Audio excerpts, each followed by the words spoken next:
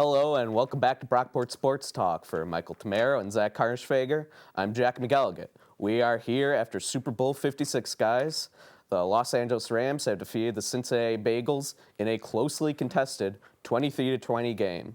But most importantly, it means me and Michael, we were correct in our Super Bowl prediction. We were. Zachary Harnischfager, you and your 42-40 Super Bowl prediction with the Cincinnati Bengals, the underdog, it failed. It did not come out. It did not materialize. And now you will have to apologize to everybody you have wronged.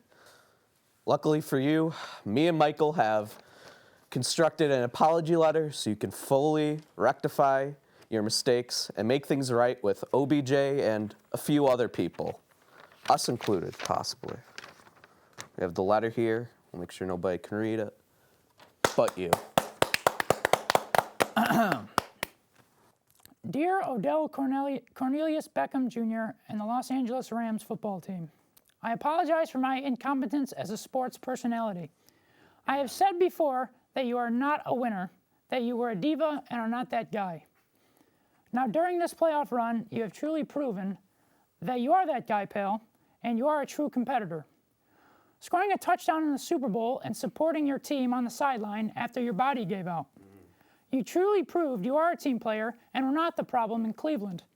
That was obviously Baker Mayfield, because that guy is a bum.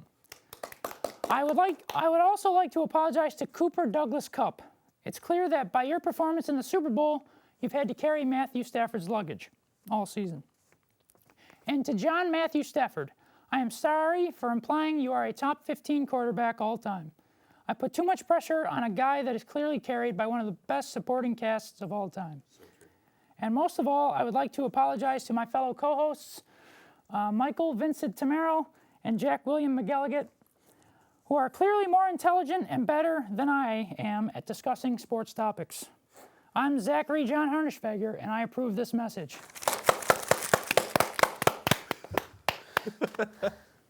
Thank you, Zach. Thank you, Zach. That was very powerful. Anything you would like to say about the letter now? You just want to move on? Yeah, that's fair. That's fair. All right. Now that Zach has made a complete fool out of himself, it's time to discuss the game itself, guys. A 23-20 victory for the Rams. Matt Stafford, Aaron Donald and company, they get their ring in dramatic fashion and stomp out the underdog. It wasn't easy. It was a very close game. And let's start with Michael here, since we've already given Zach a whole lot of shine today. So, start of the game, I'm pretty sure that Odell Beckham got the first touchdown, the first score of the game, and that made me happy as a Giant fan, because I've been an Odell fan since he's been with the Giants, and now he scored a touchdown in the Super Bowl, and that makes me happy. Oh. But yeah, Cooper Kupp playing very well that game. I believe he had around 2 or 3 touchdowns just from Matthew Stafford, who got carried, by the way, Zach. All right, shut up and finish your story. And and Aaron Donald, Von Miller, they played pretty well against the Bengals, sacked Joe Burrow a few times, and they even helped was that game losing turnover for them. Just all around, it was a great game for both teams. I've got to say, seeing the Odell Beckham touchdown first off, it made me happy as a fan for somebody who wants to see Zach make a fool out of himself. Yeah. No, it was an entertaining game. You know, maybe not as entertaining as previous Super Bowls have been. Then again, the last Super Bowl the Rams are a part, that was one of the most boring games I've ever seen. So definitely an improvement on that. You know, but at the end, you know, the Rams get it done. Matt Stafford, you know, he got help from a couple flags, Cooper Kupp. But in the end, he got it done. He gets his ring. You know, we'll go more into how I feel about him later. But Aaron Donald, I mean, that guy, you know, there's no denying how much of a beast he is. He is one of the greatest football players of all time, really. I think we could say that. He is rewarded greatly, ending that last play and causing the Bengals to lose that Super Bowl, getting his ring. Zach? Yeah, I mean, I know I picked the Bengals to win the Super Bowl, but you know, I'm happy with the result. I'm happy for the Rams. I'm happy for Matthew Stafford, as you guys know. I love Matthew Stafford, and you know, he got his ring after 13 seasons. Finally gets a ring, and you know, defense was very good in that game. Like Mike, like you said, Aaron Donald, Von Miller, they all did pretty well in getting to Joe Burrow. And hey, that game could end a lot differently if Burrow had a lot more time. Ramsey fell flat on his face, and he had Jamar Chase wide open, which would have been a game-winning touchdown, but that didn't happen. So I wonder why Burrow doesn't have a lot of time. Mike, I wonder that. comment on I that. wonder. well, either way, both of you shut up and let me finish. So yeah, but it was just a great game. Like I said, one of the really good Super Bowls that we've seen in a while. Fully agree with that. And a topic many people have been discussing post-Super Bowl is the Hall of Fame chances of one John Matthew Stafford. I know we have someone on the show who has passionately vouched for his candidacy in the past. It's something that we've touched on before, but I don't think we've really gotten into it in a huge way in this show. So Zach is the man who is most passionate about this, who has stand this guy the most. How are you feeling? I feel like with this Super Bowl ring, he has cemented himself as a Hall of Fame quarterback. I know you guys are like, oh, he doesn't have a lot of accolades. Well, I'll tell you one thing right now. He's, like I've said before, he's top 15 in passing yards all the time. He's top 12 in passing touchdowns all the time. He's going to add to that next season, and he's still got at least another 5 to 6 more really good years left in him. And now with the team he's got around him with all the weapons, Cooper Kupp. Hey, when you got a receiver like Cooper Kupp, that's like Manning to Marvin Harrison, that connection that's going to be really good for the next few years. So I really think he has moved on from Detroit, which is good for him because we all know how Detroit is. It we can agree on. Tarnishes legacies. So, I think that's why he's a Hall of Famer.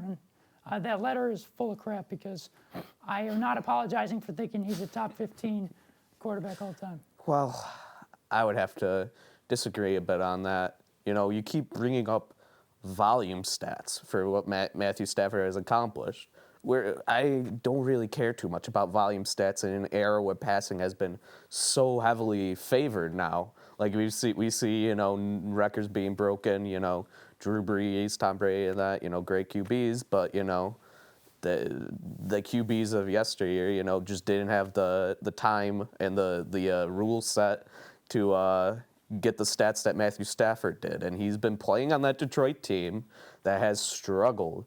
Like basically every season, he wasn't able to win a playoff game in Detroit his whole time there, so he was playing a lot behind, a lot in garbage time, and a lot just carrying that team with his arm. You look at like the metrics, like QBR, stuff like that. He doesn't have a lot of Pro Bowls. He doesn't have any MVPs or accolades to speak of. And people bring up Detroit like it's something of like a badge of honor for him, or like an addition to his Hall of Fame case that he was a good QB in Detroit. When to me, you were in Detroit for all those seasons. You were in an irrelevant part of the NFL for that long, So what does that say about your career? It's irrelevant for a lot of it. We could have the story of the NFL without mentioning Matthew Stafford's name once until this Super Bowl. Well, I agree with a lot about what you said, but now with the team he has, I definitely think he's going to win at least another 2, maybe even 3 more Super Bowls. So, Zach, I have a question for you. Yeah. Do you think Joe Flacco is a Hall of Fame quarterback? No. So, did you know that he has more passing yards than Russell Wilson and Joe Montana, and Joe Montana is a Hall of Famer? Yeah. So, do you think Joe Flacco is a Hall of Famer? No. So, why do passing yards matter, which is a volume stat like Jack said? Well, because... I don't know. I can't answer that for you. But that's not saying What? You can't answer that. Hey, look, for what he did for that Detroit team, it wasn't a lot, but for what he did to that team with how long he was there, he was really good for them. He was really that bright spot on them. Yeah. He threw over 40, touchdowns a lot of his seasons, and he's the comeback hit. He leads the NFL in comeback wins in the fourth quarter. And why do you think so? Because he was playing in Detroit. Well, because he was behind most of his games. Exactly. If you're a good quarterback, you're not going to be behind most of your games. It's not his problem. It's his defense. That was the issue. And another thing is, so Matthew Stafford, he has 0 All-Pros. He doesn't even have a Super Bowl MVP. And he has 1. I know Pro Bowl is more of a popularity contest, but still, he only has like 1. So I'm just wondering, Oh, he'll get more. He'll get more Pro Bowls as I mean, as he's hasn't not gotten one since spring 2014. chicken. He'll get another one. Trust me, guys. He will get another one.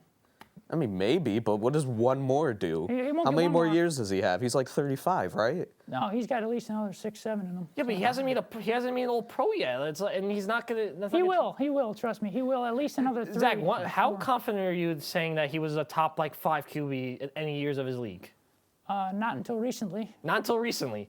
So he's only been top 5 quarterback I'd say with the probably Rams probably since, in my opinion, probably since 2014. since 2014. Yeah. And he's been in the league how long now? He's been in the league since like 2009. That was the year after the Detroit Lions went. Yeah, but still, he hasn't been in the All Pro. He hasn't been selected in the All Pro, and that's not a fan vote. That's voted by the peers in the league and coaches and stuff. Hey, I still think he's been at the top. We need to start considering him in the top names and the quarterbacks in the league. No, we right now. don't. No, I'll no, tell we you one don't. thing. Yes, I we mean, do. You guys watch out. I think he's in the upper echelon, but if you were to ask me if he was elite, I would say he's like maybe the barometer of like above, below, maybe, if even that. I think McVay like we said, like you said in your letter that you fully endorsed, by the way, and you said it. I approve this message. You said, he has one of the greatest supporting casts of all time, and I think that's really true. I think this Rams team was one of the best supporting casts you could get. And like during the regular season, he had some struggles. He threw the most interceptions in the league. In the playoffs, he definitely came to life, and he helped them a lot. But even at the end, he had to get help from Cooper Kupp. He had to have multiple downs to get that game-winning touchdown. So I just wonder how much of this is all him.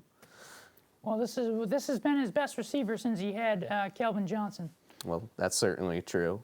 And he Cooper Kupp is really that guy. If we're talking about Hall of Famer on the Rams, him and Aaron Donald, maybe they both get in. We'll just have to see with this Rams team. It'll be exciting to watch and see if they can repeat as Super Bowl champions next year.